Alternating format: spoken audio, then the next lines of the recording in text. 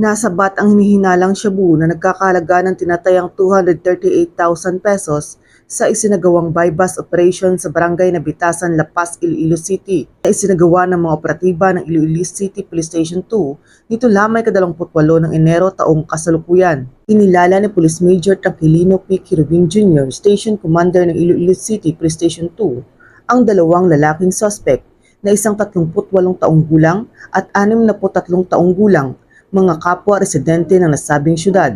Ayon kay Police Major Quirubin Jr., nakumpiska sa operasyon ang 12 heat-sealed transparent plastic sachet na naglalaman ng hinihinalang shabu na umabot sa kabuuang timbang na humigit kumulang 35 gramo at iba pang mga non-drug items. Kasulukuyang nakakulong ang dalawang arestado sa himpilan ng kapulisan sa Iloilo City Police Station 2 para sa dokumentasyon at harap sa kasong paglabag sa Republic Act 9165 o ang Comprehensive Dangerous Drugs Act of 2002.